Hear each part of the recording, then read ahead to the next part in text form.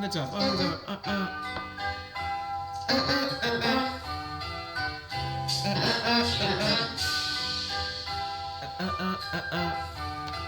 Young lady, get on the microphone. Just a little kid trying to make it. Don't know where I'm going yet. She's only 13 years old. Cause that's all I need is God in my music. Anytime I'm going through something, music helps me through it. Don't have nobody I can be to, so I hold it in. Or write about it on this paper, and my pen is my weapon to kill these dudes that poison in our culture. When nursery rhymes and not into lyrics, now I ain't doing it. I wanna make people feel good when they listen to my music. And people wish they had more artists like this. My goal ain't to be famous and on the label, just get a nice amount of people to hear my words, the wisdom. Many people ain't gon' feel this, but it's real-ish. They want more on supply, and I can pull in the guy. And I can do that, but it wouldn't sound right if I don't spit meaningful lyrics from time to time. Be found writing hits and not classics, and not being natural, just plain plastic. It's a cold world, and I'm finding this out at a young age. I hope I can make a difference and take the bad things away. Hey, hey, just take the bad things away. Da da da da da da. Good afternoon, afternoon, afternoon, afternoon. Merry Xmas to everybody. And if you sad, that means you don't like to party. It's your boy, Mr. Marcus, with your recap and some prediction to make sure your wallet is swole to your satisfaction as I go in this episode with Mr. Quincy Jones. Yeah. Good afternoon, ladies and gentlemen. Enough for the joking. I'm here today to make sure you guys get your recap updates on all the events that took place over the weekend.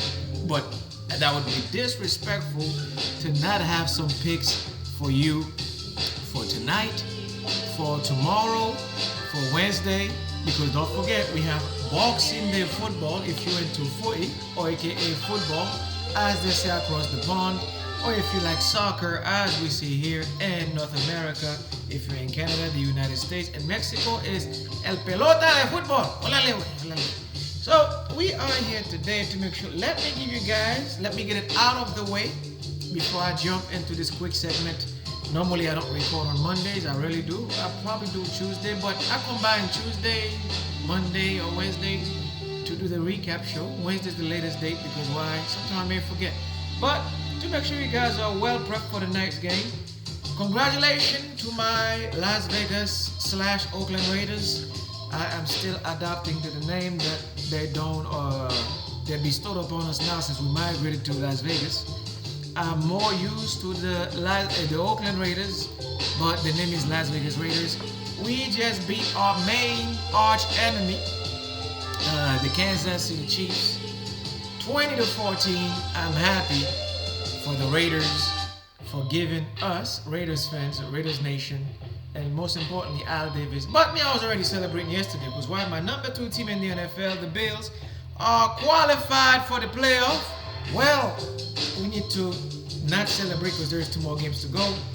At the expense of Jacksonville, thank you to the Pittsburgh Steelers. I'd like to give a big thank you, a big shout out to the City of Steel in Pennsylvania, great state. But for football purposes, I never lived there. But the thing is, yesterday's result worked in the Bills' favor exactly the way it was kind of like a gift. The gift I was supposed to give for Arsenal versus Liverpool was properly balanced by the loss of the Bengals, 34-11 against the Steelers, and then the one that added the ice cream on the cake, if you will, is the Buccaneers beating the Jaguars 30-12. The scores is near identical. Now, I told Jacksonville to not start Trevor Lawrence for a reason, because when a player look hurt, you don't force him on the pitch to try to prove a point to football fans, your rival coaches, and the franchise thing. I get it. The guy's a franchise player. He make you pay more. He make you get paid, like when it comes to ticket sales, jersey sales, and hair combs, because it's Fabio. But the guy's left leg was hurt 2 weeks ago, and you guys still force him to play out there for Jacksonville. And losing this game against the Tampa Bay Buccaneers, I did tell you guys on my previous podcast that he was not healthy, and he could re-aggravate the injury that he took and picked against the Bengals. And for some reason, they started him again. And I'm like, you guys don't listen to fans like from me. I do both NFL. One thing I do like about pro football a lot is fantasy league. Your fantasy league, because you're the pros. Your fantasy leagues is miles ahead of NCAA because it's a college sport. They don't have time to do fantasy picks. How did I predict that Jacksonville would struggle against a team like Tampa Bay Buccaneers, who's 7-7? I look at the fantasy the numbers Trevor Lawrence been putting up in both college football at Clemson before he became an NFL player. I said, whenever this guy's injured, he'd prefer to run it on a broken leg than to pass it, which is weird. But again, Tampa Bay, I'm sorry. I mean, Tampa Bay, congratulations. But Jacksonville, I'm sorry, but your loss benefited the Bills. Hey, I got no choice. I'll take what I can get just to get to the playoffs. Now, with the Texans now losing as well, let me look at the scoreline for the Texans. The Texans lost to the Cleveland Browns 36-22. Three teams that were competing with the Buffalo Bills for the 8th spot to get in the AFC playoff, because Miami Dolphins, congratulations, already beat the Cowboys. Now they automatically qualify and clinch playoff berth for the first time since 1993, if I'm not mistaken, for the Miami Dolphins. Congratulations to you guys. But all the three teams I needed to lose, it's like one of them weird things that happened. Arsenal and soccer struggled against Liverpool, a game that I wanted to win. But I got a gift from the NFL. Three teams, and the Texans, the Jaguars, and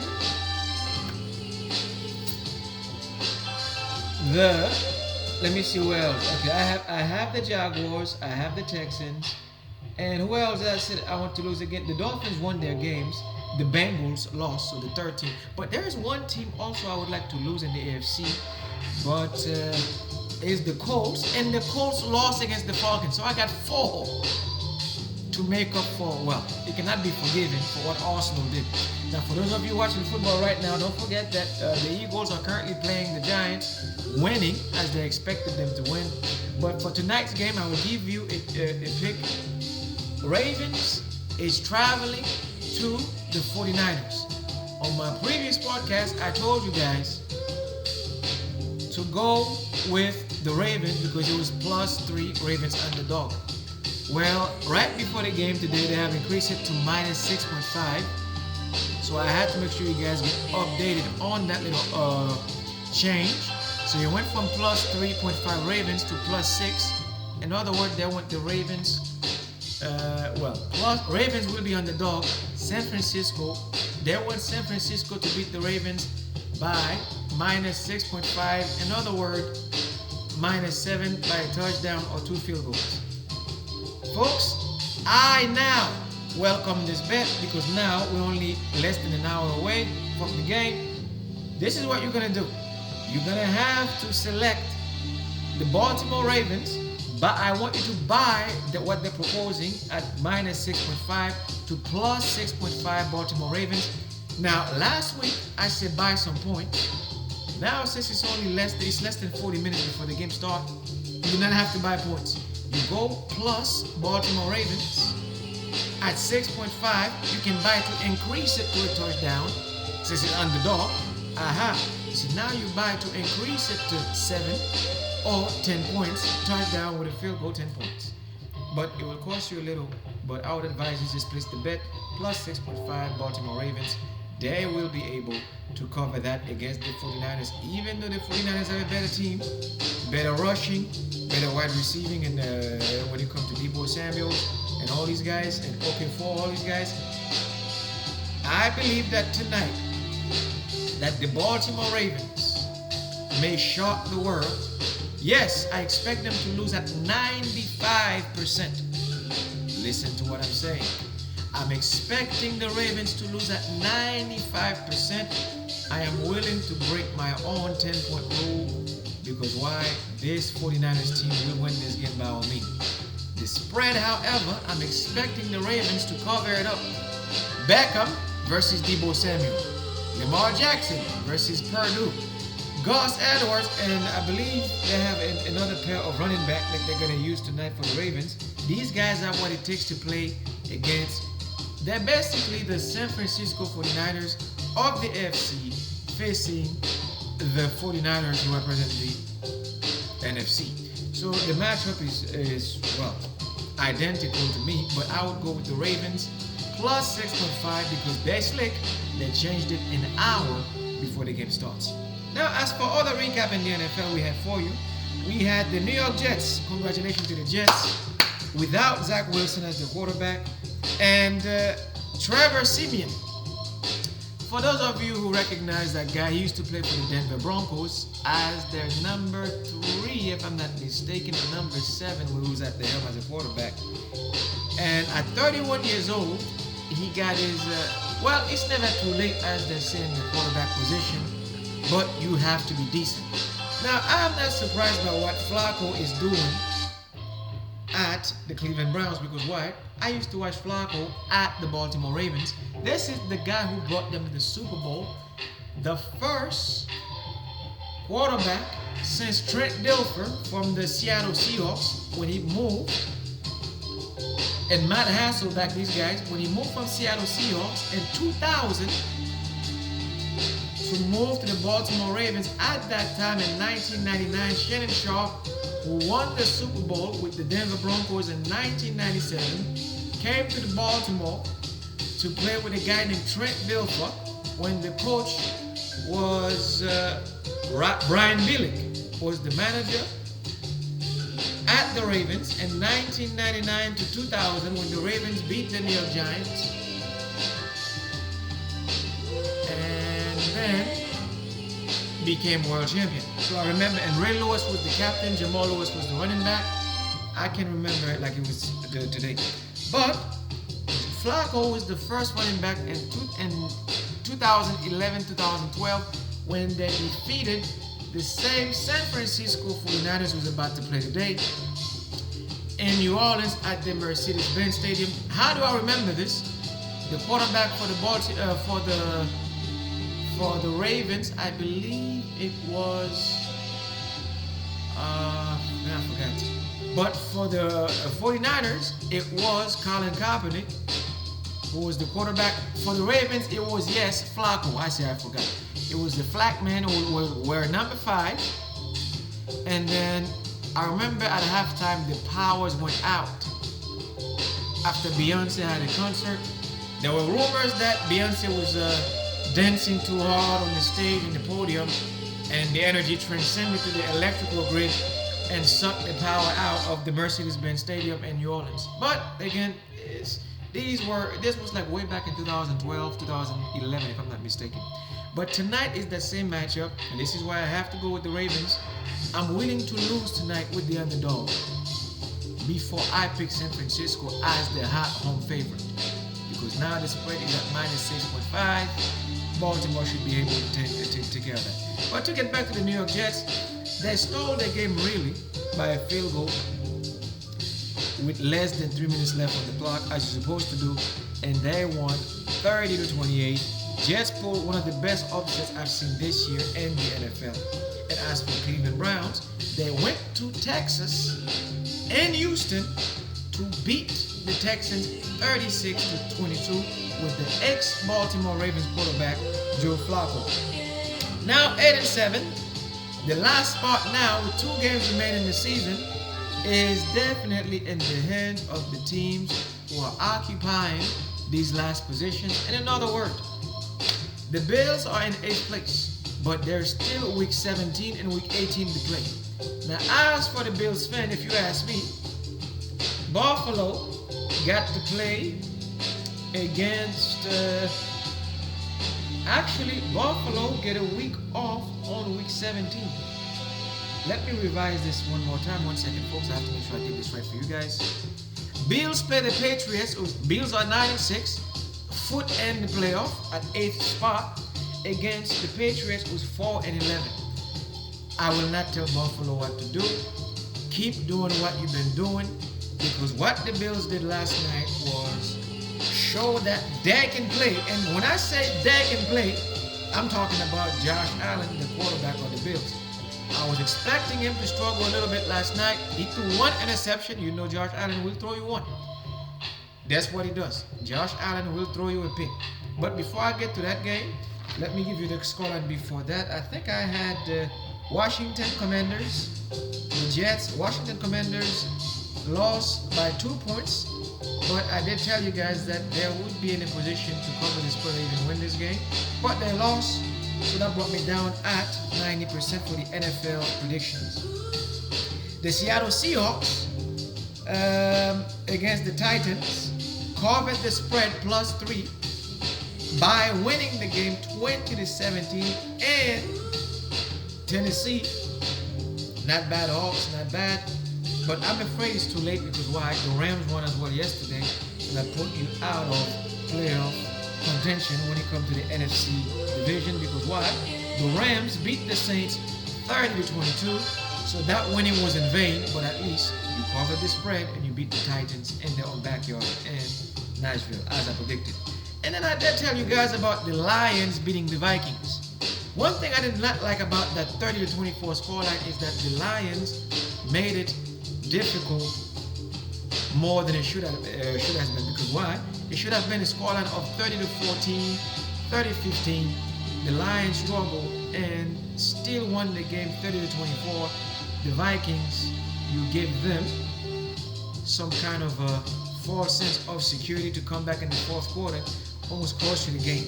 Now the Detroit Lions are now officially the third best team. I would say they are the second best team, because the Eagles won now. Because the Eagles are winning with 2 minutes left on the clock in the fourth quarter, 30-25. The Eagles will gain their second spot behind San Francisco as the second best team in the NFC and in the NFL. And if the 49ers, which we all expect to beat the Ravens, but not by a touchdown, it's going to be closer than that. If they do it, they're really the best team in the NFL. So I'm expecting the Ravens to make it tight. For the 49ers. But officially, who would have thought the Detroit Lions would be the third best team in the NFL? There is something about the state of Michigan this year athletically when it comes to Michigan, because it's a state that gives and takes. For instance, the basketball team will do bad, or the college team will do bad, and then the NFL team will do bad as well. This year, I'm noticing something different about the state of Michigan. The Michigan Wolverines is due to play my Alabama. It's going to be a sad game for me, because I got respect for the Wolverines. And then they're doing good. They're in the last four in NCAA. The Lions already qualified and clinched playoff berth and home field advantage at Ford Field. Lions fans, you're doing great. Respect to your team. Respect to the performers yesterday for the Lions. Your record now is 11-4. Third best team, not just in the NFC. To me, I would say in the NFL combined. A pair of running back in number 5 and number 26. I'm talking about Montgomery and Jahmyr Gibbs, who had a great game yesterday. And the respect also to Mr. Amon St. Brown. Amen St. Brown, or Amon St. Brown, the wide receiver. You guys performed well yesterday. Jared Goff performed well. I have nothing to say about the Lions. Only upset I had with you guys when you lost on Thanksgiving Day.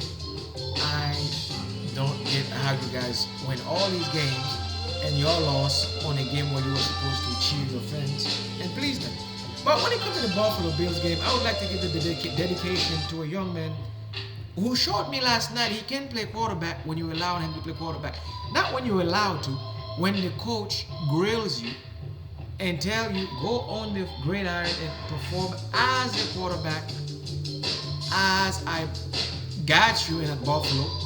McDermott, respect to the manager, the coaching staff of the Buffalo Bills. Thank you for now see it like we see it after multiple complaints. Not for people like me. I doubt this guy even watched what I'm doing. But if one person complained, nobody do anything about it. If 1,000 people complain, somebody will do something about something. And this guy showed me like last night that Josh Allen could play quarterback. He ran one for a touchdown. I always tell him, whenever you start playing quarterback, you pass the ball 90%, you run 10%, no one will see it coming. And last night, he executed one of his runs, his short runs. I think it was a 4-yard or 2-yard touchdown by Josh Allen. Why is this? The Chargers defense being led by Bosa's brother. There's another Bosa. There is Joey Bosa and Nick Bosa. And Joey Bosa played for the Chargers, a great Pro Bowl defender who can plug the line to stop the leakage when you come to the running game. Even he could not see it coming. Why is this? Josh Allen was playing quarterback, less interceptions thrown, a lot of completion done. Even though Stephon Diggs didn't get his touchdown last night, the man who slammed his helmet from 3 weeks ago was benefiting from Josh Allen playing finally his position, a quarterback. And the young man executed as a franchise player should do. Keep up the good work. And respect to James Cook. He did not score a touchdown last night, but it was good for the schemes. 20 carry, 70 yards. He did his job last night. And Gabe Davis, 4 catches, 130 yards, and 1 vital touchdown, I might say, that saved the Bills from losing in San Diego in the 4th quarter when it was needed the most. Because if the game was tied, I believe that the Chargers would have had a chance to upset the Bill Mafia Nation last night, but it was one of those nights where the Bills had to win. Normally, when you're performing under pressure, under clutch, everything's on the line. We're talking about seasons, ticket, fantasy league, people who want to see you win the AFC Championship. I'm not saying that you're going to win the Super Bowl, but you did what it takes to get yourself into a good position now where the Bills have to beat the Patriots on week 17 in Buffalo. And then the final game of the season on week 18, of course, is Bills play the Dolphins. This one is going to be, I expect the Dolphins to rest the likes of Tyreek Hill. Now they're qualified with home turf advantage for the playoff. I expect them to rest Tua, Mostert. I expect them to rest Tyreek Hill, Waddle. Then they let the second string or third string team play to prevent injuries. So Buffalo, you will do the opposite. You will go full strength. Don't forget, you are behind by 4 games in the AFC with the losses you took already earlier this season. You will do the exact opposite of what Miami is doing. Miami is qualified and clinched playoff berth. You have not done that. So for the next 2 games, you don't have the luxury to afford resting players. Now you are leading Jacksonville, who's stuck in their 8-8 now, and you are 9-6. You go full strength, pedal to the metal, floor that thing so that way you don't have to get to the playoff now. You have to protect your 8th berth so that way you prevent a team like the Pittsburgh Steelers from sneaking in there. That way you prevent a team like the Colts, who's also 8-7, from sneaking in. That way you stop a team like the Houston Texans from sneaking in, and most definitely the injured Jacksonville Jaguars from sneaking into the playoff. Because if you let them all tie 9-7, 9-7, 9-7, 9-7, you lose miraculously to the Patriots or lose to the Dolphins' 3rd or 2nd string. You can case that last spot in the playoff in the AFC goodbye. It will be claimed by one of these 4 teams I just mentioned. Folks, that is all I have when it comes to NFL recap for the weekend. And now I will give you a recap for the world of soccer or football. Now, folks, we continue with the recap session for football or soccer or whatever you call it in the area of the world where you come from. Me, I call it football because that's what I've grown calling it. But in the area where I live in North America, in the city of Toronto, people may call it soccer. Where I grew up in South Carolina, they may call it soccer. Quebec, le soccer, as they call it.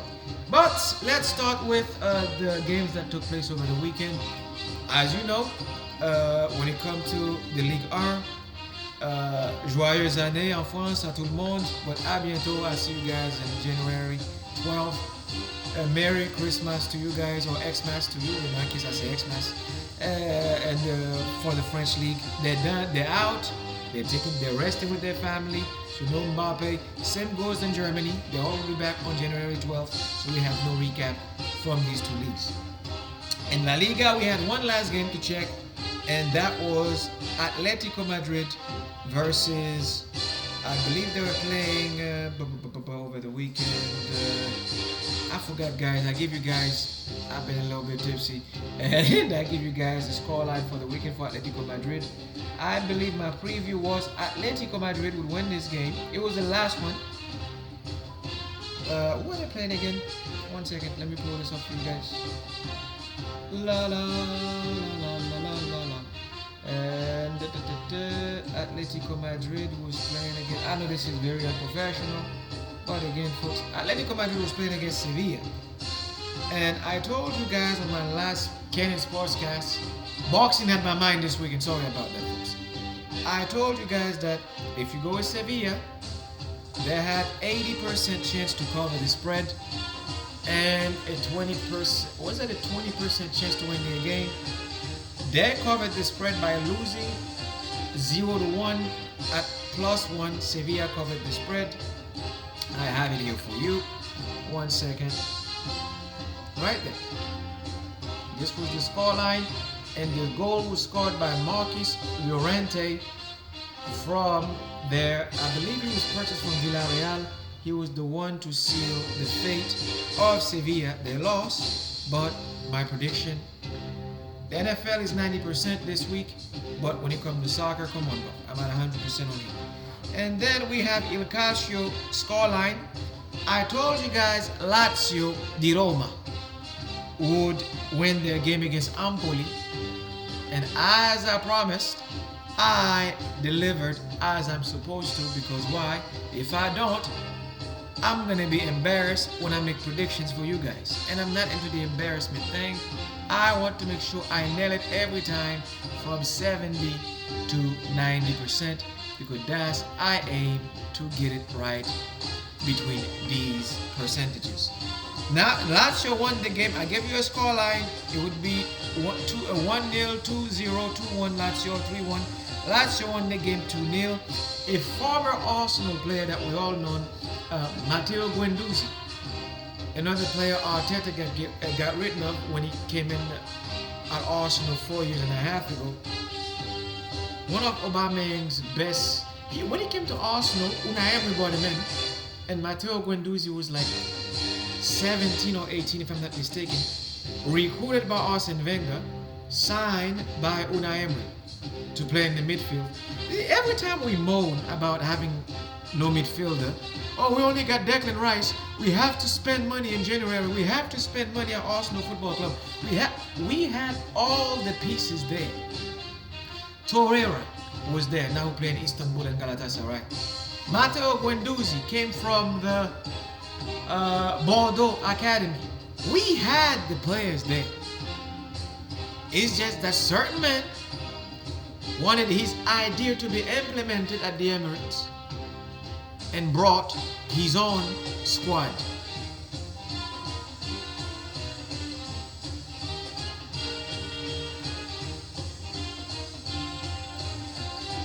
So if Arsenal is struggling, you cannot blame what's happening on having lack of players. You are responsible. You are an accomplice to what happened. You orchestrated Arsenal's current form as a manager, Mikel Arteta. I'm talking to you, because me, I have no shame when it comes to talking to you directly. I don't hold back when it comes to how I feel about something I appreciate. Now, Lazio, Guendouzi scored a goal with Zaccagni. 2-0 Lazio. -2 I said on the spread, folks. It's like I knew that Ciro Immobile, I was expecting him to score because he's red hot right now in form. But Ciro Immobile could not score in the game. But the midfield core, the bucket, le couverture, or la couverture as they say in French, what Declan Rice is being forced to play right now, at the Emirates is what Guendouzi, and then he scored from that position. And Lucas Torreira played for Lazio on loan.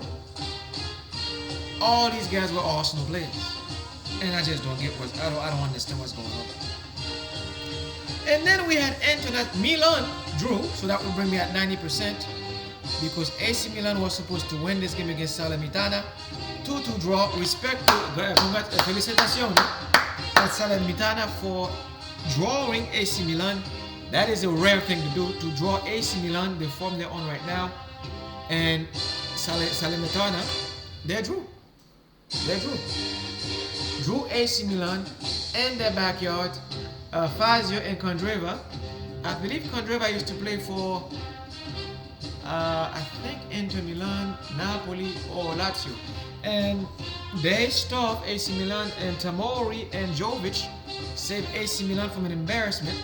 And now at the table in La Serie A Il Calcio, AC Milan is still third at 33 points, Juventus second, 40 points, and Internazionale is first, of course, because they won their game 2-0 over Lecce.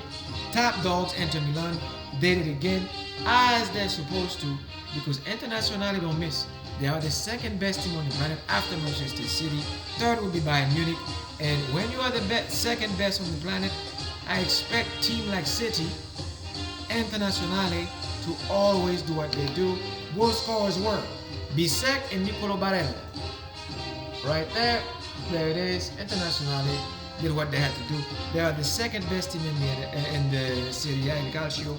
That's what they do. My record is intact, still at 90% here as we go further down the pack. But now let's get, before I close the show, to the Premier League. Let me remove my glasses so I can see the words that are flying out of my mouth alphabetically from A to Z.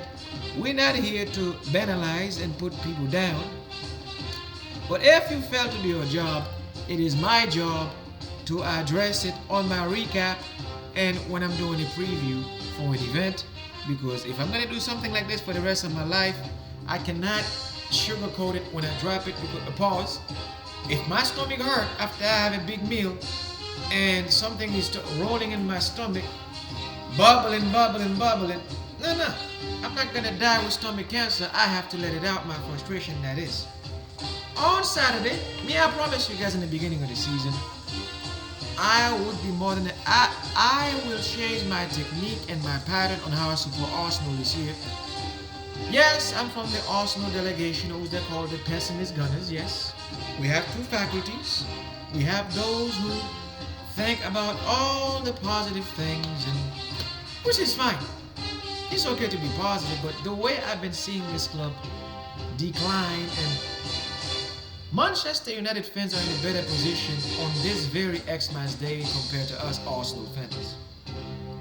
You were supposed to collect 3 points from me over the weekend. But before I jump into the Premier League, let me give you guys your statistic for the... Did I give you guys the classification for La Liga? For La Liga, I believe the number one team right now is Real Madrid. Number 2 is Girona at 45 points. Actually, two number ones. 45 as they go into their winter break. I believe in La Liga there will not be any winter break this year. They're going to have game, I believe, with the Serie A as well for this weekend. And they're going to go on their break after this weekend. So, La Liga go on break the same time as Italian Serie A. And the German League go on the same break as the French, a week ahead of Christmas. So I'll keep you guys posted on those. And for tomorrow, I have some picks for you guys in the Premier League. But I will do this after I give you my preview, my recap. Now, a game I could have stayed home and watched, but I'm like, it's the holidays. I have never stayed home for a Boxing Day game, except for last year, I think I did. I always go out to a bar, whether I'm by myself or with people. And normally when I say people, I'm talking about just me and one person or two person, if I'm lucky. Over the last 3 years, it's always been me. The year before that, I think it was, my ex was with me, but she doesn't care about soccer stuff, so I cannot bring a person out with me and watching sports, and you talking to me about life stuff. It would defeat the purpose. But this year, I was privileged enough, just like last year, to enjoy the game by myself, but this time not home. I woke up, I said, man, Arsenal will make my weekend. I'm gonna have fun. I was supposed to go watch the game at a friend's house, but due to their personal whatever, I said, you know what, let me do what I always do. Go to a bar, have me a couple of pints, eat some fries, watch the game like I always do. The hype I had for Arsenal, I wanted to beat Liverpool for the first time in my entire life. I've been supporting Arsenal since 1998. Really became a fan fanatically in 2000. 1998, Ian Wright won me my first Premier League. The one I first saw Arsenal win the Premier League was Ian Wright, the ponytail wonder, David Seaman at the back and between the posts, as Adam as captain. We had Lee Dixon, all these guys. Sol Campbell was due to come from Tottenham in 2000-2001 season. I have never seen since 1998 the Arsenal Football Club beat Liverpool, not in other competitions in the UK like FA Cup or EFL. I'm talking about in the Premier League. We have never done it, and I have a feeling I will leave this planet one day and never see Arsenal travel to Anfield since we won the title there in 1986 or 85. When Rob Castle was the captain. Also, I repeat this, Arsenal Football Club, folks. I don't think we have to revise this. I don't think we've won at Anfield. I think that last result was in my generation. Now, for your generation, if you're a new gunner, the last victory was in 2012. I remember when I said Podolski, but that's a decade ago. You cannot go a decade. That means 365 days, 2 games with 365 days times 10. Every time Arsenal travel to Anfield, they choke. Now I want to know what this team have or possess over the Arsenal Football Club. You can beat anybody else. Manchester City thing. We've been beating Manchester City. It's just that for the last 13 years, since the cash injection, since Pellegrini, since Roberto Mancini, and then with the reinvention of Manchester City, we've been losing to them at the Etihad, or the old stadium they used to have before 2009, with the arrival of Robinho, their first signee, marquee signing for £100 million from, you guessed it, Real Madrid.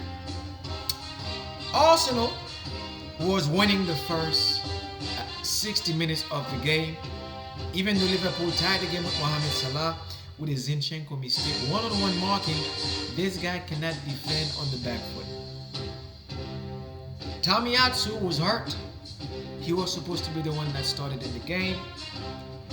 The back line, if it wasn't for Gabriel Magalhaes, and I would say 80%, 90% performance by Saliba with Ben White. Ben White was shaky. Benny Blanco was shaky. And Zinchenko cost me again at Anfield. I was winning. But I cannot put the entire blame on the players. Last night, when I was babbling, talking, thinking, do you blame Arsenal fans? Let's do logic. Let's reason for a second. Would you blame the players, or will you blame the manager who put them on the football pitch to come execute? Arsenal have a managerial problem, a coach, if you will. The coach, Arteta, made a mistake in the second half after the 65th minute that cost us the game. If you don't believe me, go watch the game. Normally I watch the highlights, but I had to witness miracle, which I don't believe in, because I thought Arsenal had what it takes, like Wolverhampton did, to beat a team like Chelsea. I thought Arsenal could give me that same satisfaction, and unfortunately, when I break this game down, yes, they had every right to give Trent Alexander-Arnold the performer of the match at 8.2. the rest of the Arsenal fans, do not get upset at Bukayo Saka dyeing his hair. Do not get upset at guys like Martinelli failing to perform. Do not get upset at guys like Gabriel Jesus failing to perform. Do not get upset at the 65 to 60 million pound investment in Kai Havertz who failed to perform. Declan Rice chin up. Gabriel Magalhaes, who I was clapping for at the match, but I was watching it at the ball live. You are an exceptional, sensational defender. I would not mind having the likes of Saliba or Gabriel Magalhaes to play next to Militao at Real Madrid if Alaba decide to leave, or if Rudiger decide to leave Madrid, or if Nacho decide to leave Madrid to go play for another team. Because why? These guys would do well under a good manager. Ancelotti will leave Madrid this year, but we're gonna get somebody decent to replace him, and I hope you guys can scout the Arsenal defensive line. Other than that, Mohamed Salah 7.8 on his performance. Konate 7.7. I was not impressed by Van Dijk's performance as a captain at Liverpool. He did not. Gabriel Martinelli, Jesus was cooking Van Dijk the whole game and the first half. Until Arteta and all his magnificent brilliance, wisdom, or whatever he called wisdom, he substituted it out, Gabriel Jesus, and then he brought in, I don't get this guy. No, seriously, Arsenal fan, you guys are going to have to help me here because I don't understand this manager at all.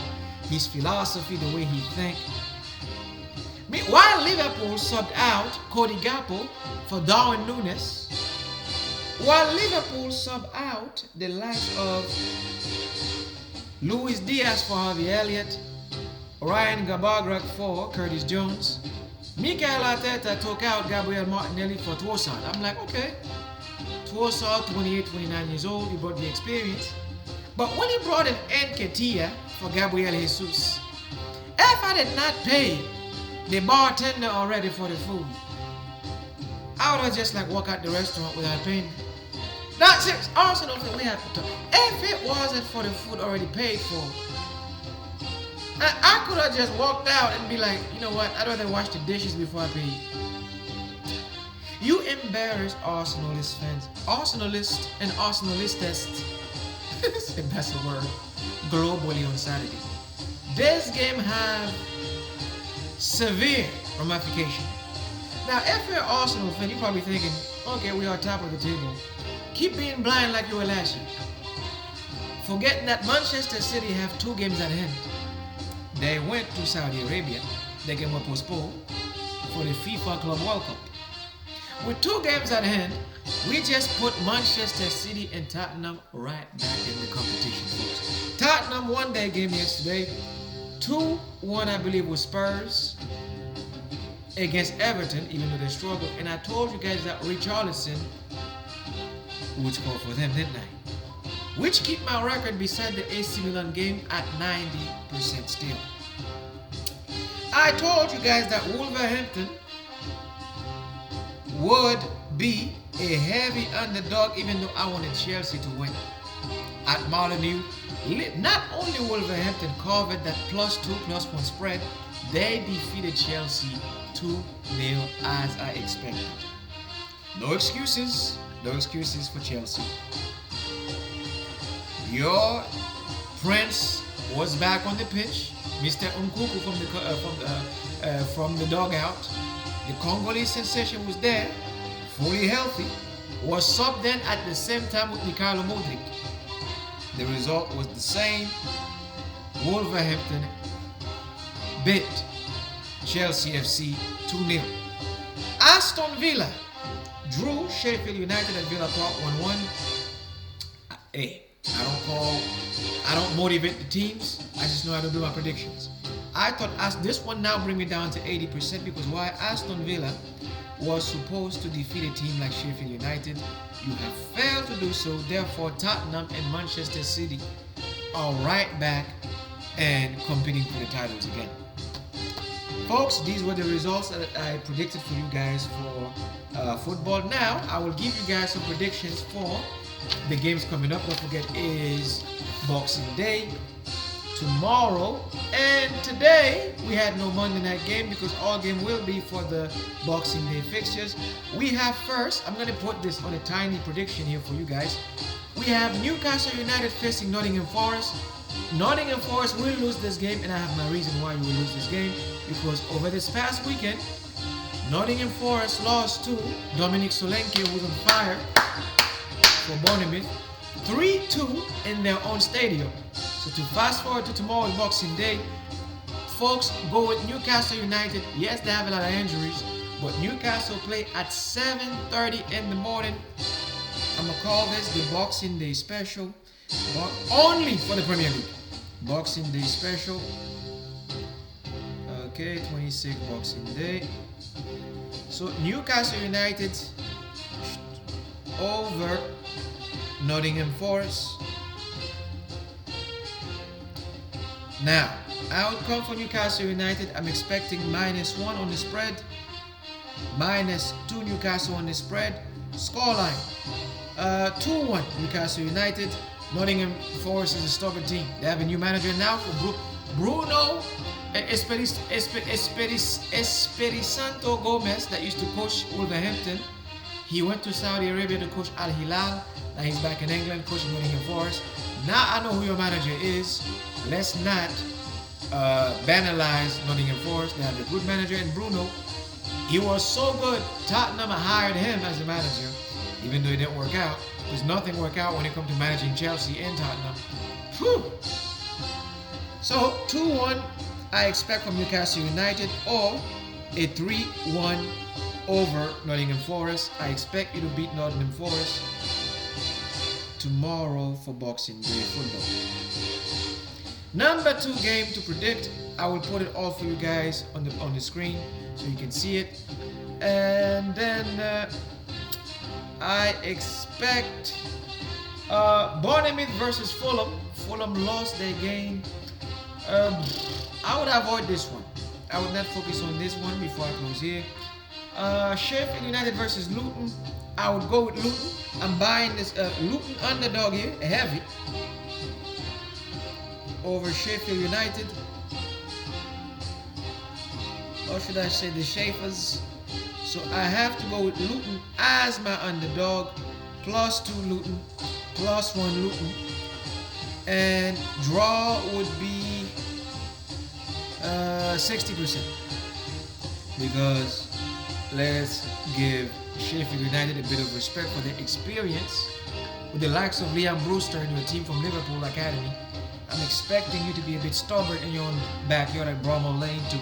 But Luton, I expect them, if they're going to lose here at 40%, +2, +1. I guarantee you Luton will cover the spread. And I guarantee this because why? They're a good team. They fight, they have a fighting spirit in them, unlike any other team who's new in the Premier League. Even though they're kind of more like a university team, like back home in the Palmetto States, like Clemson in the ACC or Gamecocks in the SEC. But that would be the soccer level or the football level they're playing at right now. Luton is a university compared to a team like Sheffield, who's seasoned in the Premier League. But because I believe in what they can do, I'm gonna pick Luton here, +2, +1. And then we have Burnley versus Liverpool. This one with my eyes closed. The way Liverpool played against Arsenal, they rested Darwin Núñez, they rested Diego Jota, and I'm expecting him to go, because they were scared of Arsenal. Folks, Liverpool was scared of Arsenal the other day. You don't put a guy like Darwin Núñez on the bench unless you wanted to play defense, a defense style against a high-powered offense. Mikel Arteta, if he was a good manager, we could have won that game against Liverpool the other day at Anfield. Last year we came close, the scoreline was 2-2. And this year, we played worse than last year. Martinelli, Saka was nowhere to be found, and Jesus was doing all the pressing for us. And Arteta, how did he repay him? He took him up by bringing in Nketiah to win a game. But Luton, I'm picking you as +2/+1. And then we have Liverpool versus Burnley. Liverpool all the way at Burnley will win this game to go top of the table. In the absence of Manchester City ahead of Arsenal, Liverpool win 100%. On the spread, -1 or -2 Liverpool. But these, I would say, 80%. But you have to score to win the game at -1. So Liverpool 100%. I'm going to go on a limb here. -2, -1 on the spread. Liverpool all the way.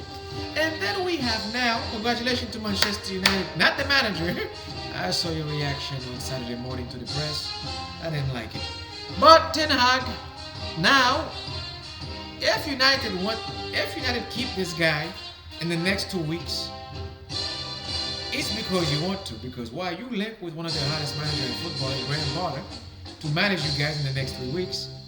Take Graham Potter. I guarantee you guys, it'll be a better pick as long as you do the following. You let him manage the team without stress or no nonsense. Graham Potter, that's why Chelsea could not understand his mindset. Chelsea hired the guy and they were expecting a performance immediately. No, a manager like Graham, Brighton Albion did not become successful under his leadership when he was there overnight.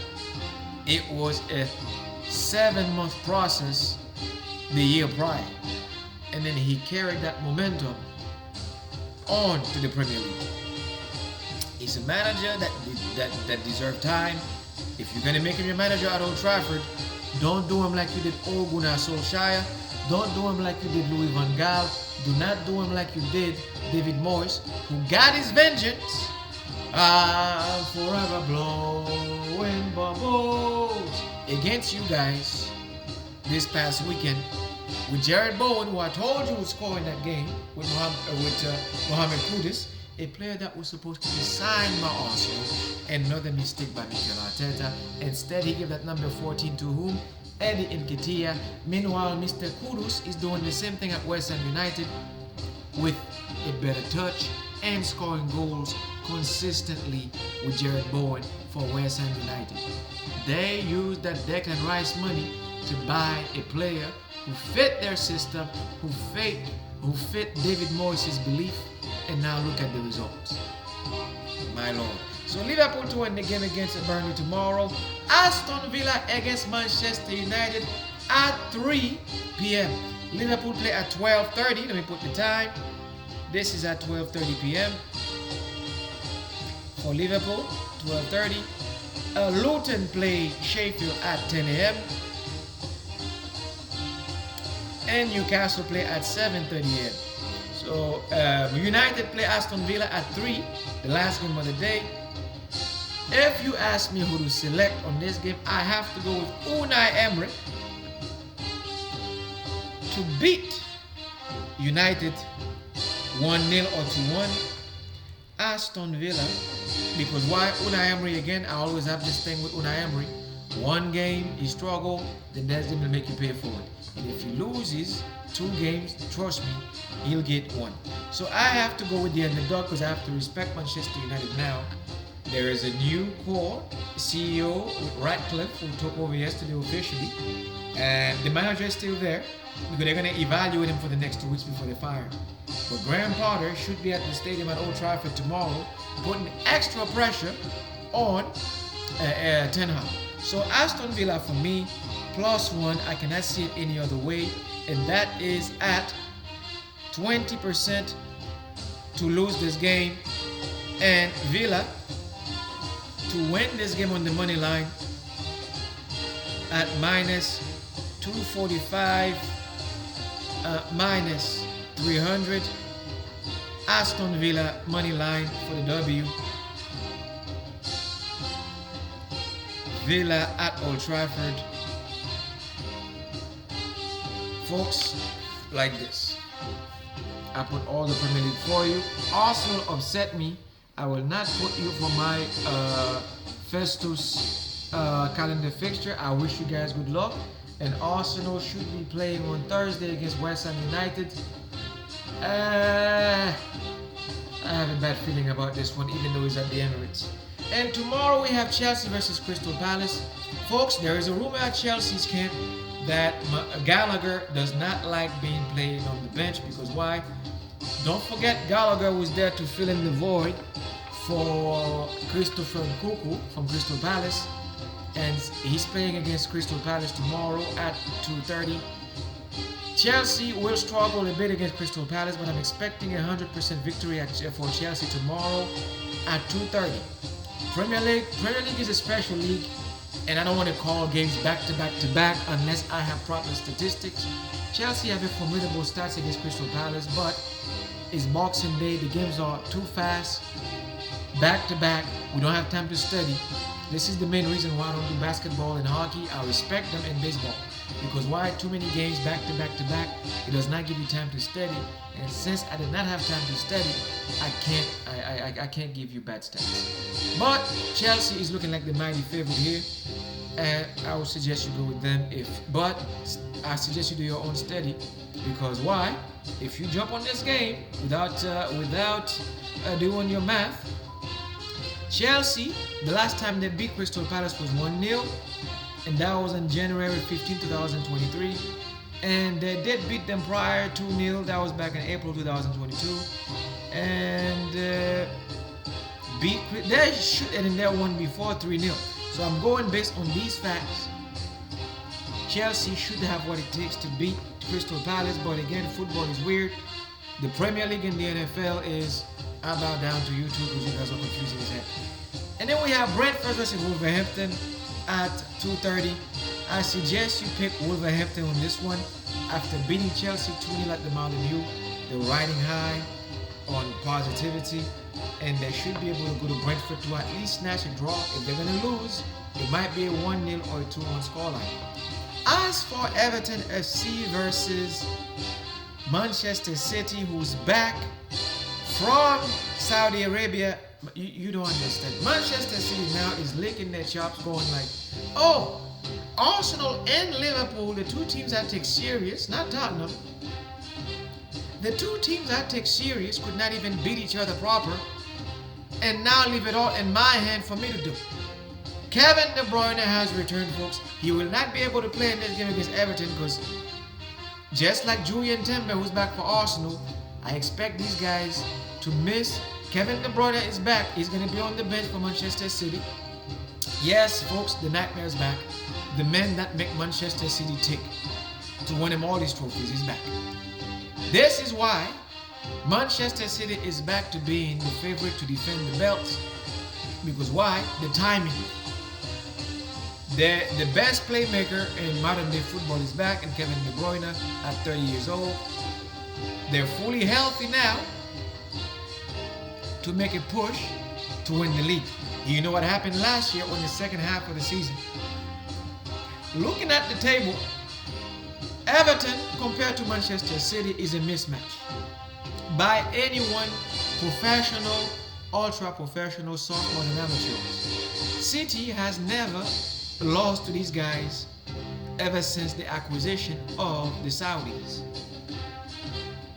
City is 5th, 34 points. Everton is 16th at 16th place with 16 points. I'm not making this up. Go look at the stats. There it is right there. Let me give you the stats right there. Look at it right there.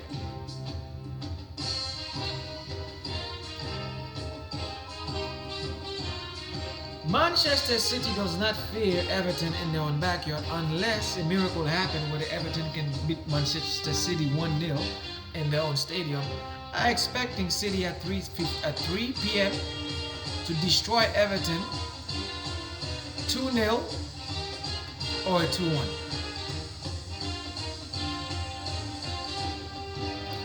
Again, I expect a 3-0 or a 2-1 Manchester City. Now, as for Arsenal versus West Ham, I'm not going to give any scoreline. Anybody who knows the books understand that West Ham United is the underdog here for Thursday. Again, I will look at this camera. West Ham United is the underdog at 95 to 100%. And do not be shocked, Arsenal fans, if we lose against our own cousin, West Ham United. So on that note, I would like to tell you guys tonight, enjoy your eggnog, drink responsibly, but also bet responsibly. This is Marcus's X. This is Football TV. We love making our odds, and I love to see you guys win. And let this feeling continue for a long time to come. That's what I have to say for you guys. Happy Xmas. Drink and rejoice with your families. And be safe, everybody. We'll see you guys next week. Salud.